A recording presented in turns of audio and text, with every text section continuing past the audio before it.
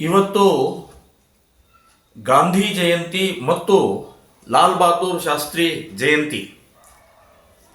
ಇಡೀ ದೇಶದಲ್ಲಿ ರಾಷ್ಟ್ರಧ್ವಜವನ್ನು ಹಾರಿಸಿ ಇಬ್ಬರು ಜಯಂತಿಯನ್ನು ಆಚರಣೆ ಮಾಡುವಂಥದ್ದು ನಡ್ಕೊಂಡು ಬಂದಂಥ ರೀತಿ. ಧಾರವಾಡದಲ್ಲಿ ಟಿಪ್ಪು ಸರ್ಕಲ್ನಲ್ಲಿ ಟಿಪ್ಪು ಸುಲ್ತಾನನ ಧ್ವಜ ಮೇಲ್ಗಡೆ ಹಾರಿಸಿ ಕೆಳಗಡೆಗೆ ರಾಷ್ಟ್ರಧ್ವಜ ಹಾರಿಸಿ ರಾಷ್ಟ್ರದ್ರೋಹದ ಕೆಲಸವನ್ನು ಮಾಡಿದ್ದಾರೆ. ಇಮಿಡಿಯೇಟ್ ಅಂಥ ರಾಷ್ಟ್ರದ್ರೋಹಿಗಳನ್ನು ಬಂಧಿಸಿ ದೇಶದ್ರೋಹಿ ಅವರ ಸೆಕ್ಷನ್ ಹಾಕಿ ಒಳಗಡೆ ಹಾಕಬೇಕು ಅಂತನ್ನುವಂಥದ್ದು ಹೇಳ್ತೀನಿ. ಈ ರೀತಿ ರಾಷ್ಟ್ರಧ್ವಜಕ್ಕೆ ಅಪಮಾನ ಮಾಡುವಂಥದ್ದು ರಾಷ್ಟ್ರಕ್ಕೆ ದೇಶಕ್ಕೆ ಅಪಮಾನ ಮಾಡಿದ ಹಾಗೆ.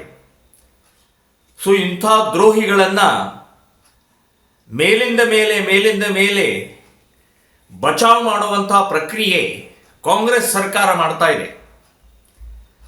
ಧಾರವಾಡ ಟಿಪ್ಪು ಸರ್ಕಲ್ನಲ್ಲಿ ಆದಂಥ ಈ ಅವಮಾನ ರಾಷ್ಟ್ರಧ್ವಜಕ್ಕೆ ಅಷ್ಟೇ ಅಲ್ಲ, ಇಡೀ ದೇಶದ ಜನರಿಗೂ ಅವಮಾನ ಮಾಡಿದ, ದೇಶಭಕ್ತರಿಗೆ ಅವಮಾನ ಮಾಡಿದಾಗ. ಸೊ ನಾನು ಪೊಲೀಸ್ ಇಲಾಖೆಗೆ ಹೇಳ್ತಾ ಇದ್ದೀನಿ, ಇಮ್ಮಿಡಿಯೇಟ್ ಅಂಥ ದ್ರೋಹಿಗಳನ್ನು, ಅಂಥ ನೀಚರನ್ನು ಬಂಧನ ಮಾಡಬೇಕು ಅಂತನ್ನುವಂಥದ್ದು ನಾನು ಆಗ್ರಹ ಪಡಿಸ್ತಾ ಇದ್ದೀನಿ. ಇದರ ಜೊತೆಗೆ ಬೆಂಗಳೂರು ನಗರದಲ್ಲಿ ಸನ್ಮಾನ್ಯ ಮುಖ್ಯಮಂತ್ರಿಗಳ ಶೂ ಕಟ್ಟಬೇಕಾದರೆ ಎಡಗೈಯಲ್ಲಿ ರಾಷ್ಟ್ರಧ್ವಜ ಹಿಡ್ಕೊಂಡು ಬಲಗೈಯಿಂದ ಅದನ್ನು ಕಟ್ತಾ ಇರುವಂಥದ್ದು ನೋಡಿದರೆ ಇವರ ದೇಶಭಕ್ತಿ ಎಂಥದ್ದು ಅಂತ ಅನ್ನೋದು ಗೊತ್ತಾಗುತ್ತೆ. ಅಂದರೆ ಆ ಧ್ವಜಕ್ಕೇನು ಕಿಮ್ಮತ್ತೇ ಇಲ್ಲ. ಮುಖ್ಯಮಂತ್ರಿಗಳ ಬೂಟ್ ಕಟ್ಟಬೇಕಾದ್ರೆ ಆ ಧ್ವಜ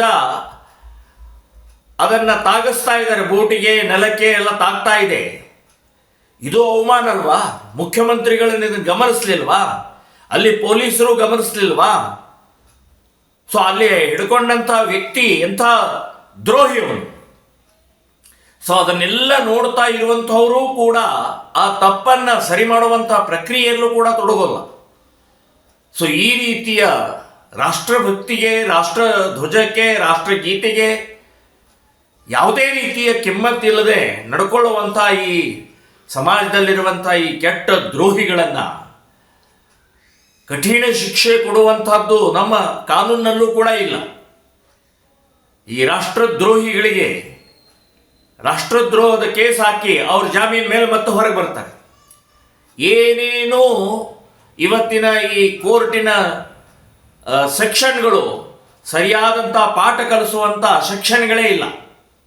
ಸೊ ಹಾಗಾಗಿ ಮೇಲಿಂದ ಮೇಲೆ ಈ ರೀತಿ ಆಗ್ತಾ ಇರುವಂಥ ರಾಷ್ಟ್ರಗೀತೆಗಿರ್ಬೋದು, ರಾಷ್ಟ್ರಧ್ವಜಕ್ಕಿರ್ಬೋದು, ರಾಷ್ಟ್ರಕ್ಕಿರ್ಬೋದು ಅಪಮಾನಕ್ಕೆ ಕೋರ್ಟ್ ಆಗಲಿ ಅಥವಾ ರಾಜಕೀಯ ವ್ಯಕ್ತಿಗಳಾಗಲಿ ಪೊಲೀಸ್ ಇಲಾಖೆ ಆಗಲಿ ಸರಿಯಾದ ಕ್ರಮ ತಗೊಳ್ಳುವಂಥ ಪ್ರಕ್ರಿಯೆ ಆಗಬೇಕು ಅಂತನ್ನುವಂಥದ್ದು ಆಗ್ರಹ ಮಾಡ್ತಾ ಇದ್ದೀನಿ.